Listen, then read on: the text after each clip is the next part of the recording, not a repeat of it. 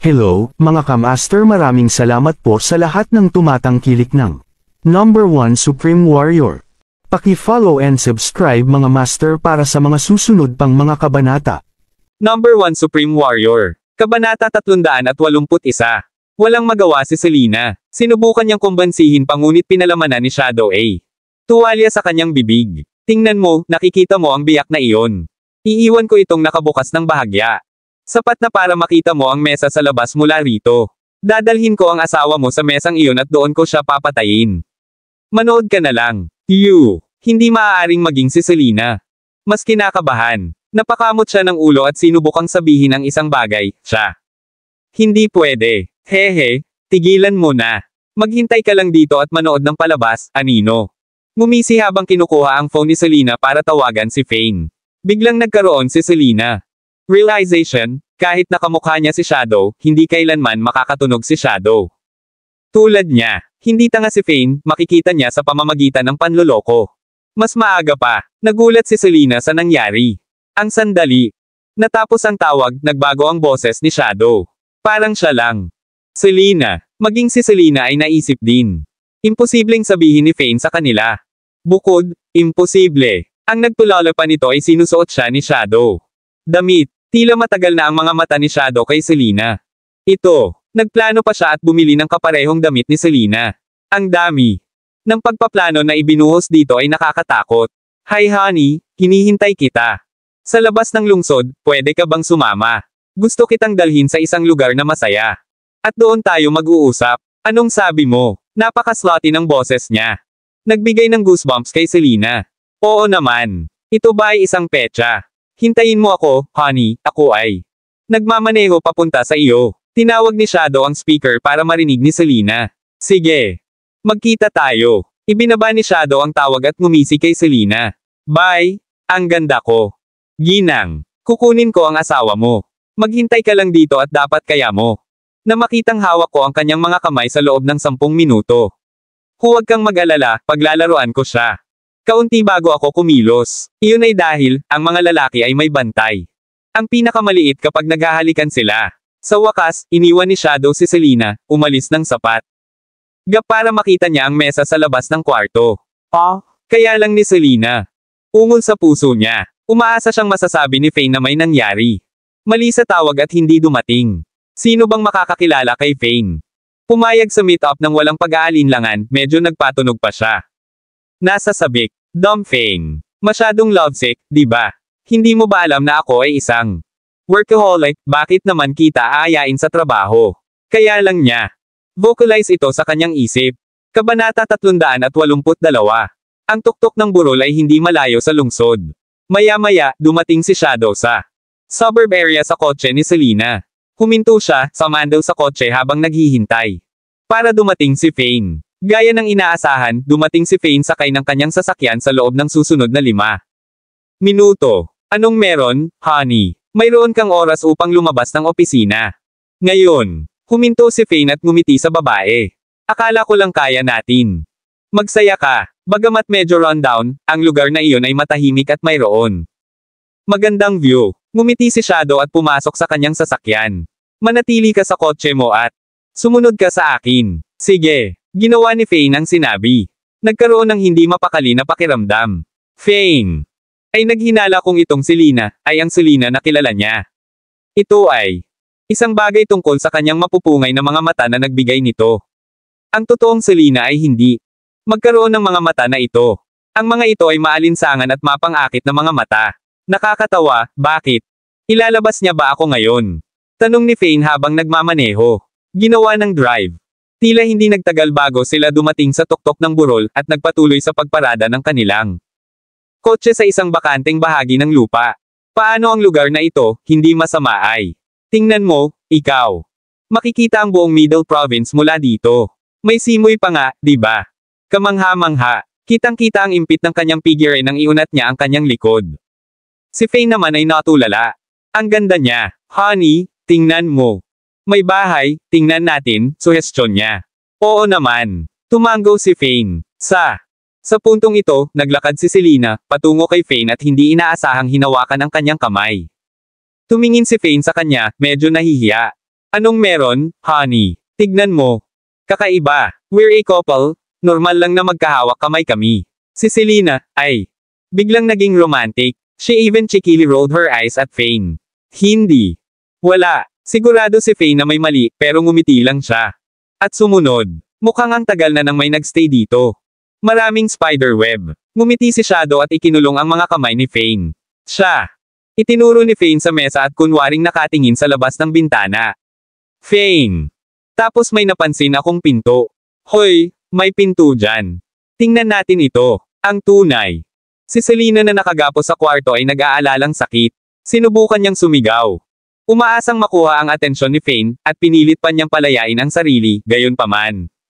Sobrang higpit ng pagkakatali niya gamit ang isang tela na nakatikip sa kanyang bibig. Ang effort niya babalaan si Fane na walang pakinabang. Kaya naman, natuwa siya nang marinig niyang napansin ni Fane ang pinto. Well, hindi hahayaan ni Shadow na iligtas. Mangyari, syempre. Kabanata 383. Mabilis na hinailan ni Shadow si Fane sa kanya at kinagat ang sexing mapupulang labi.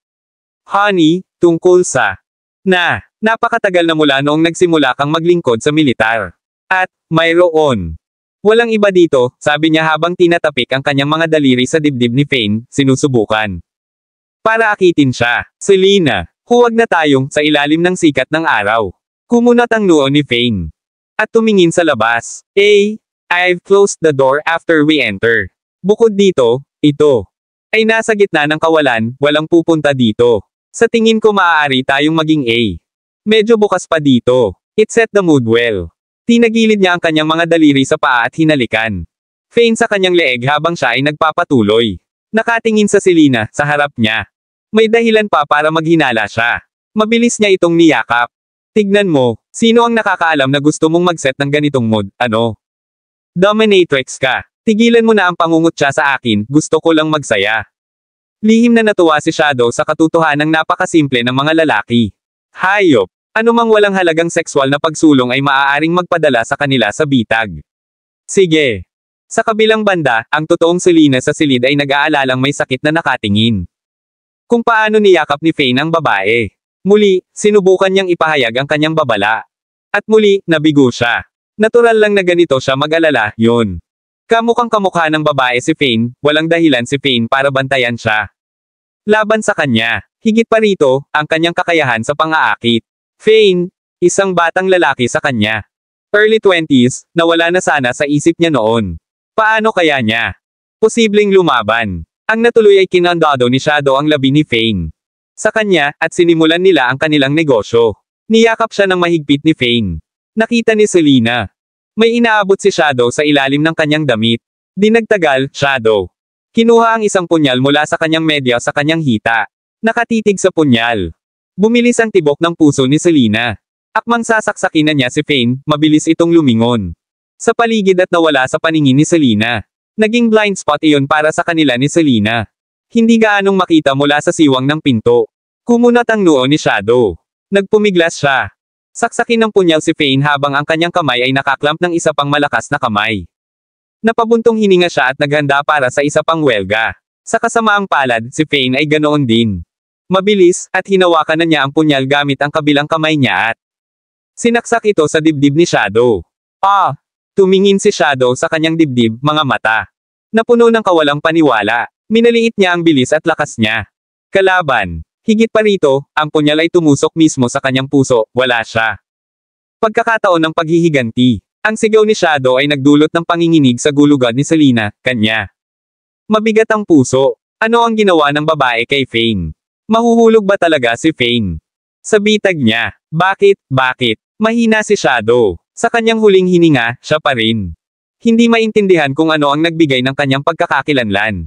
Di ba lahat ng lalaki may gusto sa kanila? Mapangakit ang asawa. Hinawakan ni Fane ang kanyang mukha at ibinaba ang kanyang maskara. Pagpapakita ng tunay niyang mukha. Nagpatuloy siya sa pamamagitan ng pagbulong sa kanyang mga tainga, anino. Natutunan ng Transfiguration, 25 ngayong taon, ay isang hitman mula noong 20. Sino? Sino ka? Iyon ang huling hininga ni Shadow. Namatay siya na may mata.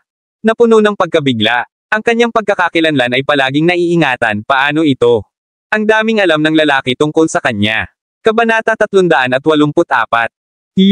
Nagpupumiglas si Selena. Sinubukan niyang balon si Fane ngunit ang kanyang pagsisikap ay nasa walang kabuluhan. Maya-maya pa, napagtanto niyang wala ng ingay na nagmumula sa labas. Ito ay pin drop na katahimikan. Patay na ba si Fane? Nagsimula siyang mag-alala. Bigla, siya. Natakot ako nang makitang may kamay na sumulpot sa pinto na mabilis.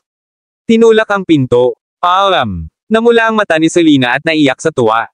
Pagkakita na si Fane ang pumasok, na-realize niya lang kung gaano siya ka-care. Para sa bastard sa sandaling iyon ng buhay at kamatayan. Hindi lang iyon ang napagtanto niya. Kung gaano niya ito kamahal, kinatatakutan din siya nang isipin ang pagkamatay nito.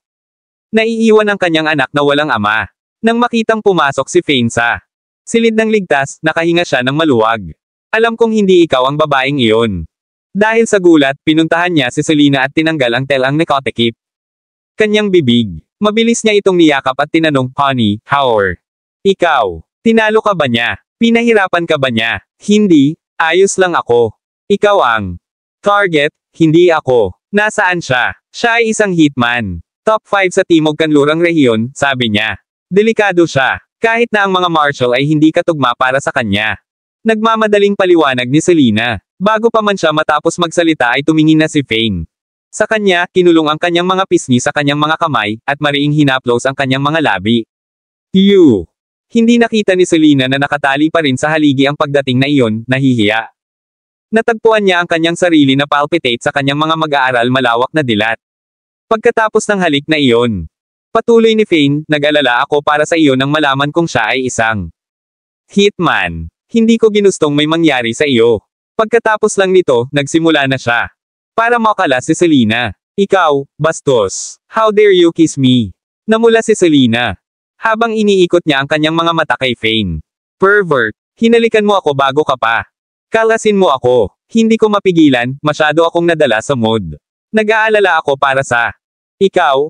Okay. Kaya, honey, nagkamali ako ng pagkakasunod-sunod. Ibig bang sabihin nito ay ako? Dapat ba kitang halikan pagkatapos kitang kalagan? Awkward na ngumiti si Fane. Ikaw, huwag.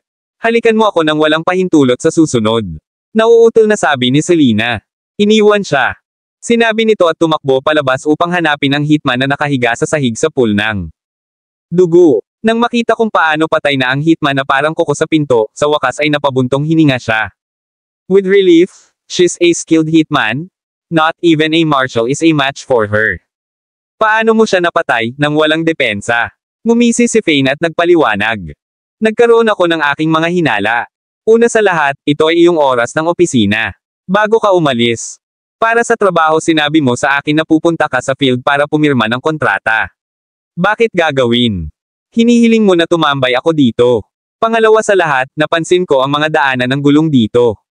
Daan sa burol. Ito ay isang kalsadang hindi gaanong nilakbay at may kaunting trapiko sa paligid. Kaya ang ibig sabihin ng mga gulong ay may nauna sa akin. Tumigil si Fane para sa isang. Habang bago siya nagpatuloy, pangatlo sa lahat. Ang babaeng iyon ay may mapunggay na mata. Hindi ako yayain ng asawa ko. Wala siyang slutty eyes, at higit sa lahat siya.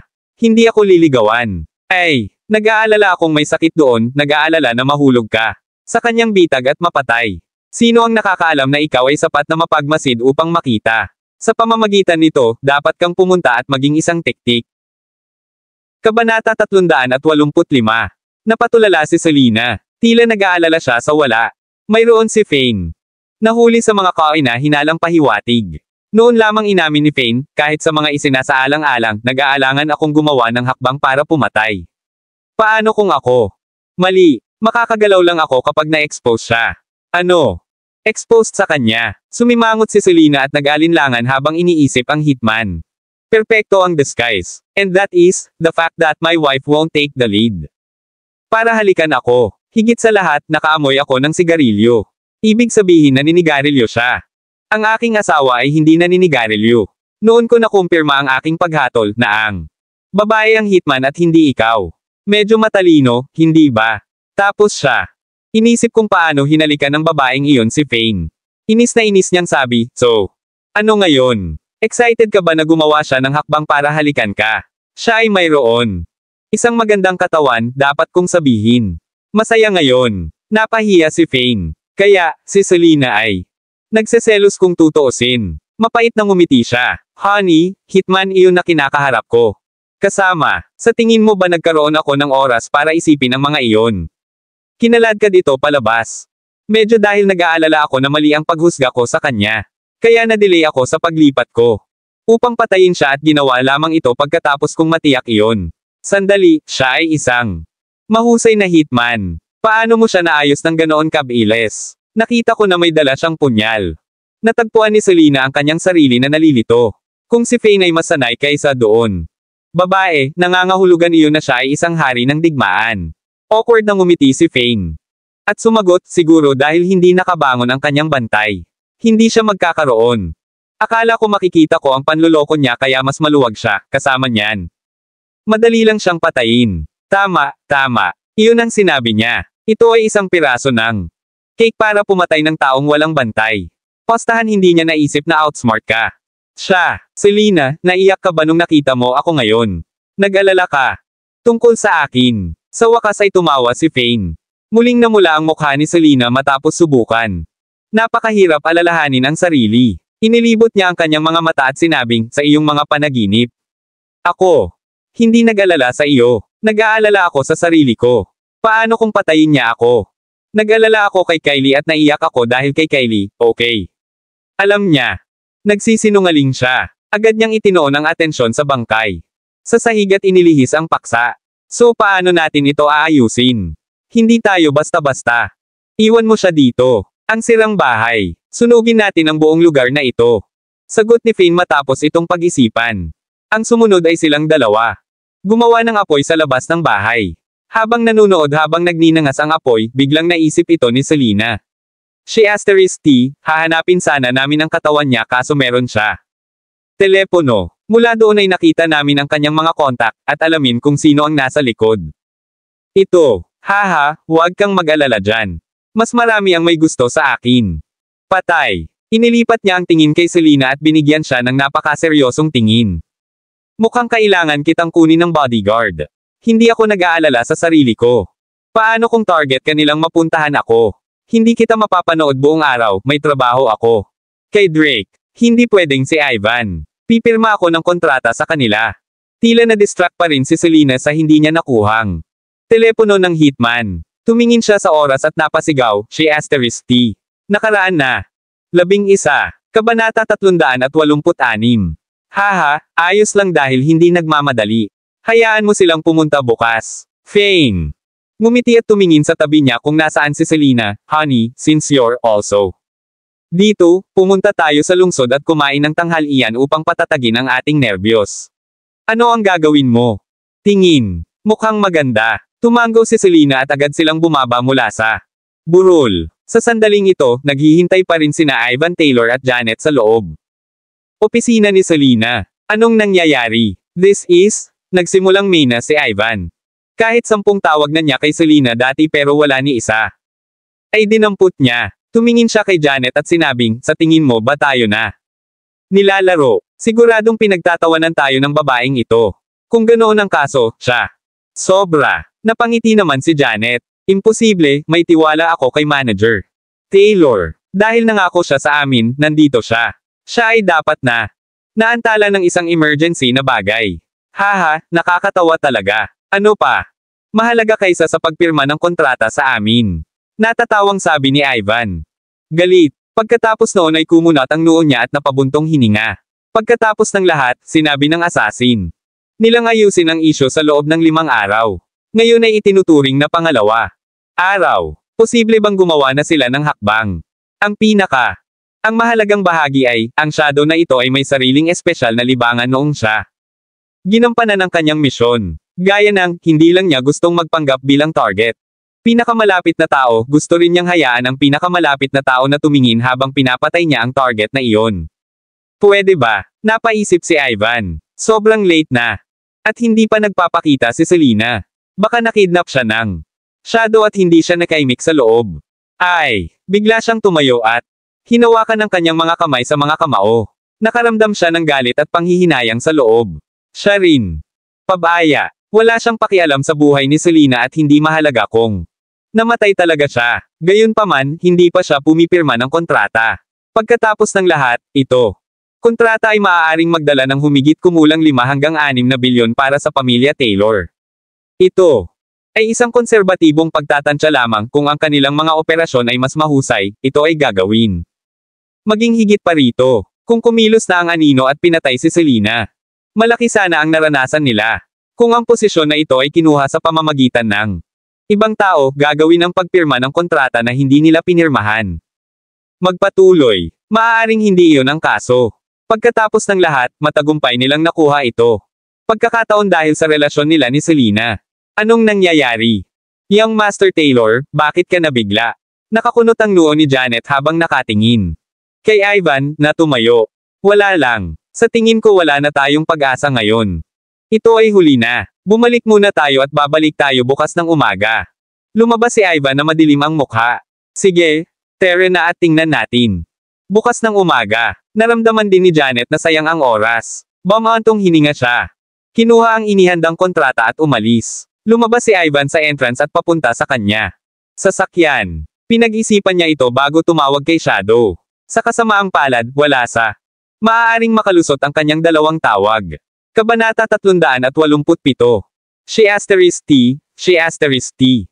May posibilidad na kinidnap si Selena, wala ako. Ideya kong papatayin siya ng assassin. Sa sobrang galit ni Ivan ay hinawakan niya ang kanyang mga kamay. Sa mga kamao, I'm really careless. Hindi pa ako pumipirma ng kontrata, dapat. Hiniling sa kanya na maghintay ng ilang araw bago gumawa ng anuman. Ito, wala si Ivan. Ideya na ang paghiling sa taong ito na patayin si Fane ay magiging sanhi ng kanyang pagpirma ng kontrata. Bagay na mabibigo. Habang siya ay nakaupo sa kotse, ang kanyang isip ay puno ng mga iniisip. Bumisita sa lugar na tinutuluyan ni Selena at ng iba pa noong gabing iyon, gayunpaman. Pinag-isipan niya ito at inalis ang pag-iisip na ito.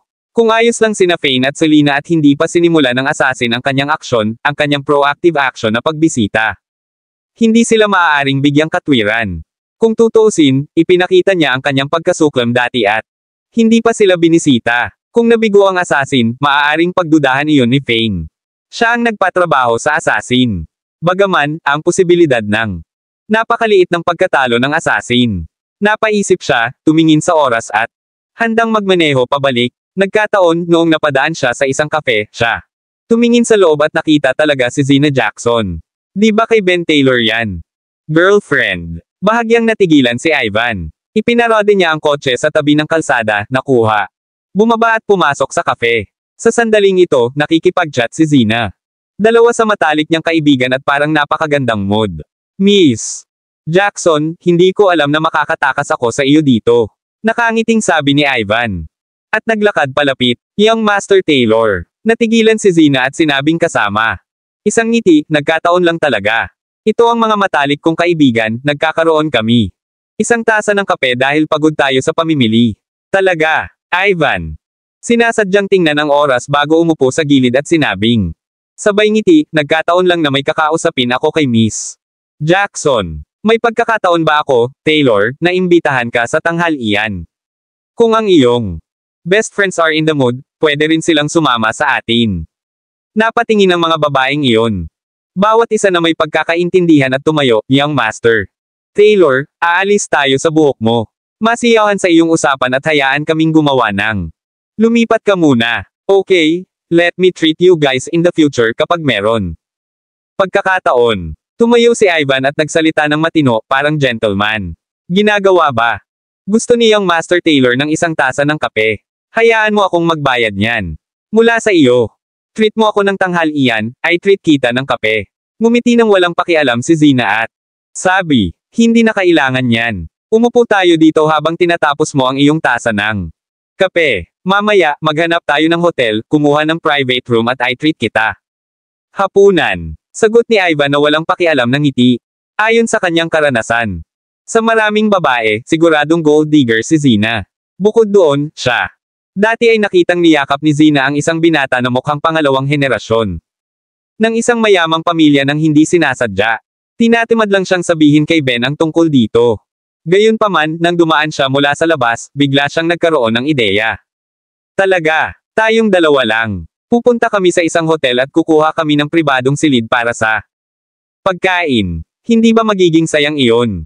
Kumain na lang tayo ng simpleng pagkain. Si Zena noon.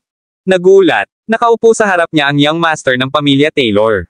Ivan Taylor. Ang lalaking ito ang may pinakamataas na posibilidad na magmana ng Taylor pamilya sa hinaharap upang siya ay maituturing na susunod na isang tunay na mayamang pamilya. Henerasyon. Hindi bababasa, kung ihahambing kay Ben, si Ivan ay hindi bababa sa 100 beses. Mas magaling sa kanya. Noong nakaraang hotel gathering, isinama siya ni Ben. Sa gitna nito, gusto niya talagang makipag-inuman kay Ivan at makakuha ng pangalan card pagkatapos nito. Sayang nung hindi niya pinansin at iniwan siya saan. Nakakahiyang sitwasyon. Wala siyang ideya na tatanungin siya ni Ivan. Out para sa isang pagkain at siya ay nagtaka kung ano ang kanyang hidden agenda. Kabanata 388. Tumingin si Ivan sa kanya at ngumiti ng walang pakialam. Paano magiging sayang ta? Kumain ng tanghalian kasama ang isang magandang babae. Ito ay dapat na aking karangalan. Napangiti si Zena. Nang marinig niya ito, young Master Taylor, sigurado akong marami ka nang nakita. Magagandang babae. Hindi ako dapat ituring na isang magandang babae sa iyong opinyon. Haha, napakahinhin mo. Tumayo si Ivan at sinenyasan ka. Zena, let's go. Pretty. I think you've left me with no choice but to accept. Nang may paggalang, kahit na curious pa rin si Zena kung bakit gusto ni Ivan. Anyayahan siya para sa hapunan mag-isa, nadama niya na dapat itong magkaroon ng isang bagay na mahalaga. Pag-usapan. Kaya naman hindi na siya nag-isip pa at sumunod na lang sa kanya. Yung dalawa. Sa kanila ay nagmaneho at hindi nagtagal ay nakarating sa isang high-end na hotel. May private room sila. At nag-order ng ilang pagkain. Young Master Taylor, meron ba? Mahalaga na kailangan mo akong hanapin ng pribado. Medyo parang si Zena. Kinakabahan dahil ito ang unang beses niyang makaharap ang isang tunay na mayamang tao. Bukod doon, sobrang engrandi dahil nakakuha pa sila ng red wine at siya. Hindi handa para dito. Pagkatapos ng lahat, Ivan ay sa isang suit na exudes ang pakiramdam ng isang matagumpay na tao. Halika, inom muna tayo. Nagbuhos si Ivan ng isang baso ng alak para sa kanya at Clanked ang mga baso sabay-sabay. Oo naman. Walang ideya si Zena kung ano si Ivan. Nasa isip niya ngunit ininom niya pa rin ang lahat ng red wine sa isang lagok. Haha, gusto ko ang mga babaeng maganda at straightforward na katulad mo. Tumawa si Ivan. Siya noon. Casual na inilagay ang kamay sa hita ni Zena na para bang aksidente ito pagkatapos niya. Nagsalita. Young Master Taylor, ano ka ba? Namula si Zena at agad niyang tinanggal ang kamay niya. Ay, haha. Naalala ni Ivan ang nangyari. And said with a smile, Miss Zena, you're too pretty and I can't help. Sarili ko. Huminto muna si Ivan dito bago nagpatuloy, sayang lang yang ikaw. Kasama ang isang lalaking walang talento. Pinapadali mo talaga si Ben. Ano kaya yon? Ginagawa ng lalaki. Wala siyang trabaho at naglalaro lang ng video games. Kamusta siya? Karapat-dapat sa isang kagandahang tulad mo. Lihim na natuwa si Zena nang marinig ito. Napakaswerte niya, posible bang talagang nakatutok sa kanya si Ivan? Kung iyon ang kaso, napakabuti kung makakasama niya si Young Master Taylor. At nagawang pakasalan siya. Ang kasalukuyang pamilya Taylor ay malapit sa pagiging isang pangalawang uri ng aristokratikong pamilya. Narinig niya na ang kumpanya ni Selena. Malapit nang pumirma ng kontrata sa pamilya Taylor. Ito ay isang malaking proyekto at sa sandaling magtagumpay sila, ang pamilya Taylor ay tiyak na makapasok sa hanay ng pangalawang uri ng mga aristokratikong pamilya sa loob ng 1 o 2 taon, hindi ba siya? Baguhin ang kanyang katayuan sa isang mas mataas kung siya ay kasal sa isang pangalawang klase. Ang Panginoon sa hinaharap ng maharlikang pamilya. Bukod doon, bagaman si Ivan patuloy na bumibisita sa mga bar at may mga masamang chismis tungkol sa kanya, ngunit, aling mayaman. Hindi babero ang lalaki. Kabanata 389. Oh, Young Master Taylor, sobra-sobra na ang sinabi mo, hindi ako yon. Maganda. Nagkunwaring mahinhin si Zena at kumuha ng pagkain kanina. Nilagay sa plato ni Ivan. Halika, kain na tayo. Haha, sigurado. Tumawa si Ivan at nagsimula na silang kumain. Maya-maya, nagsalita ulit si Ivan, Miss Zena, I've fallen in love at first sight sa'yo. Iniisip kita nitong mga nakaraang araw. Araw at napakaswerte ko na nakasalubong kita ngayon. Kinailangan kong tipunin ang aking lakas ng loob na imbitahan ka sa hapunan. Paano ito posible? Kumunat ang noo ni Zina at tumingin kay Ivan bago sinabing, Young Master Taylor, are you being seryoso? Huwag kang mag-alala, ako nga. Ipinatong muli ni Taylor ang isang kamay niya sa hita ni Zina bago ngumiti, mula ngayon. Ibigay mo ang kahit anong gusto mo. Ibibigay mo rin lahat ng gusto ko. Tama ba? Naniniwala ako na hindi mo talaga gusto si Ben, tama ba? Young Master Taylor, tama ka. Nawala ang pagmamahal ko kay Ben simula pa noong una. Kung siya hindi ako mabait, gusto ko na siyang hiwalayan. Natakot si Zina. Napalalampasan niya ang pagkakataong ito. Tumigil siya sa pagtulak sa kamay ni Ivan. Palayo, nagpapanggap na parang walang nangyari. Isang malamig na ngiti ang nasa loob ni Ivan. Nang marinig niya ito, gayunpaman, direktang hinawakan nito ang kamay nito, Zina, be my babae. Hindi ko alam kung dahil ba ito sa alak ngayon, wala pa akong gaano. Pero parang lasing ako, gusto kita. Paano ito, bakit hindi mo ako samahan?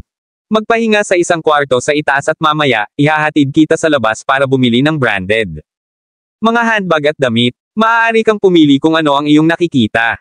Anong sabi mo? Agad namang nagkunwaring reserved si Zina at sinabing, ito, parang hindi magandang ideya ito, Young Master Taylor. Bagaman hindi ko gusto si Ben, hindi kami naghiwalay. Bukod doon, sino ang nakakaalam kung hindi ikaw? Baka nagsisinungaling sa akin. Kanina lang kita nakilala at kahit na alam ko na. Ilang damdamin para sa iyo, ngunit, hindi maganda ang tunog na pumunta sa isang silid ng hotel. Tama. Hoy, anong masama doon? Baka na-misunderstood mo ako. Nakangiti agad na sabi ni Ivan, it's best that you have feelings for me. I'm asking you to follow me dahil gusto kong samahan mo ako. Habang nagpapahinga ako at nakikipagkwentuhan sa akin. Wala akong hinihiling na gawin mo. Tama ba? Huwag kang mag-alala, hindi ako ganoong klaseng tao. I guess it would be okay lang kung uupo lang ito at nagpapahinga. Namula si Zina at nahihiya. Siya. Malinaw na alam na kung talagang sinundan siya nito sa itaas, hindi ito magiging tulad. Simpleng pahinga lang. Nang matapos silang kumain ay dali-dali silang naghanap ng kwarto. At naglakad papunta sa kwarto. Zina, gusto talaga kitang makasama, pero, ikaw. Hindi pa pwedeng makipaghiwalay kay Ben. Kailangan mong manatili sa kanya para kaya natin makakuha ng impormasyon tungkol kina Selena at Fane. Huwag kang mag-alala, basta ikaw. Tulungan mo ako dito at sabihin sa akin kung ano ang gusto kong malaman, tiyak na makikinabang ka. Galing dito, sabi ni Ivan kay Zina na nasa harapan niya pagkasara niya ng pinto. Haha, akala ko talaga gusto mo ako. Sa huli, pinagsasamantalahan mo lang ako. Gusto mong patatagin ang iyong posisyon sa Taylor. Pamilya at alisin mo ang pananakot mo, Selena, tama ba? Tumawa si Zina at siya. Sa wakas ay napagtanto na ni Ivan na gustong gamitin siya para sa isang bagay. Paano mo kaya? Tinatawag itong pagsasamantala sa iyo. Simula ngayon, magiging akin ka na. Girlfriend, babae ko. Hindi ba normal na may ginagawa ang babae ko? Ako. Ngumiti si Ivan at hinaila pa talaga si Zina papunta sa kanya bago sumugod. Siya habang nakahiga sila sa kama. Bitawan mo ako. Nagulat si Zina at nagsimula. Nagpupumiglas. Kabanata 390. Young Master Taylor, hindi. Hindi natin kaya, nagulat talaga si Zina at siya. Nanlaban. Zina, ikaw ang magiging babae ko. Susundan mo ako sa A. Paglalakbay upang tamasahin ang buhay mula ngayon. Bukod doon, makakabili ako. Lahat ng gusto mo. May alak si Ivan. Iyon at ang katotohanan si Zina noon. Pretty with a great body, parang hindi niya napigilan ang sarili, nababaliw na. Sa ilalim ng drive ng alak. No, we can't. Hindi lang kami nagkita-kita. Kanina, ang mga relasyon ay nangyayari dahil sa mga damdamin para sa isa't isa at mayroon. Walang kinalaman sa tagal na nating nagkita, Young Master Taylor. Hindi ako handa para dito. Panipi tuldok panipi. Lihim na natuwa si Zina dito at bumigay ito sa kanya matapos tumanggi ng kalahating puso. Makalipas ang halos kalahating oras. Tiningnan ni Ivan ang babae sa kama bilang kasiyahan. Isinuot niya ang kanyang damit. Honey, ang galing mo talaga. Sabay tayo sa shopping trip and aisle. Bumili ka ng kotse. Paano kung ganoon? Bumili ng kotse. Napatulala si Zina sa harap niya. Tanong, Young Master Taylor, ang galing mo talagang magbiro, hindi ba ako? Pumunta ka sa pagmamaneho ng Rolls-Royce Phantom. Hindi yan rental. Si Ivan noon. Natulala. Si Zina ay isang walang kabuluhang babae at sa kanyang palagay, siya ay dapat na nangungupahan. na Rolls-Royce Phantom para suportahan ang kanyang vanity at magpakitang gila sa harapan. Matalik niyang kaibigan. Iba sa inaakala niya, nakangiting sabi ni Zina. Young Master Taylor, nagbibiro ka siguro. Bakit ako mangungupahan ng ganito kaganda? Kotse. Sa palagay ko ang kotseng ito ay maituturing na akin. Maaaring ituring bilang. Sa'yo ano ang ibig sabihin nito? Pagtataka ni Ivan. Oh, I'm sure hindi mo pa alam yan. Marunong mag-practice ng medisina si Fane at nakakatulong siya. Nagpayat si Miss George sa kaalamang panggamot na nakuha niya. Hindi kilalang lugar. Nagsimula ang lahat ng mahulog si Sharon George kay Fane at sa ilalim ng paghihikayat ng kanyang mga kaibigan, pumunta siya upang magtapat sa kanya. Hindi nagtagal ay sinabi ni Zina kay Ivan ang lahat ng nangyari kahapon. Nagpatuloy siya. Na hindi pa alam ni Fiona kung paano magmaneho, kaya maaari kong imaneho ang kotse na ito kahit kailan. Gusto ko, kahit na mamaya na siya kumuha ng lisensya, kaya ko pa rin magmaneho ng sasakyan ni Ben, di ba? Kung tutuusin, lahat ng bagay sa kanya, ay akin, di ba? Hindi ba tayo itinuturing bilang isang pamilya? Hinailan ni Ivan si Zina, pinirmahan ang baywang at malamig na sabi. Expression, ano itong katarantiduhan tungkol sa pagsasama mo sa parehong pamilya? Sila. Ikaw ang aking babae ngayon, hindi ang kanyang pamilya. Kung hindi, magsaselos ako. Kahit alam ni Zina na maaaring kasinungalingan ang sinabi ni Ivan, mainit pa rin ang pakiramdam niya. Sa loob-loob, hindi niya maiwasang mapatingin kay Ivan, sige, Young Master Taylor, naiintindihan ko, okay. Hanggang ngayon, hindi ko hinahayaan ang tanggang lalaking iyon, si Ben. Hawakan mo pa ako. Spare tire lang siya sa akin. Paano niya maihahambing sa isang malakas at gwapong lalaki tulad ni Young Master Taylor? Hoy babae, tigilan mo nga ang pagtawag sa akin. Young Master Taylor. Maaari mo akong tawaging Ivan kapag tayo lang. Ngunit tandaan na tawagin ako bilang Young Master Taylor kapag mayroon. Tagalabas, okay. Napaisip si Ivan at agad na nagpatuloy, hiwalay. From that, you have to tell me on time about everything that happens in ang pamilya ni Ben. Bilang halimbawa, ang usapin ng pagtrato ni Fane kay Sharon George ay hindi maliit, okay. Napaisip si Zina at pagkatapos niyang sinabi. May naalala, oo, inisip ni Master George na ang peke ang gamot na binigay ni Fane kaya tinapakan niya. Sa huli, sila. Kulang ang isa sa mga pills at humingi si Fane ng 20 milyon. Ang pamilya George. May sapat na pera na direktang binayaran nila siya para bilhin ang isang tableta na iyon. Ano? Maraming salamat mga ka-master sa walang sawang pagsusubaybay, isang like, share, and subscribe naman dyan mga ka-master. Abangan ang susunod pang mga kabanata.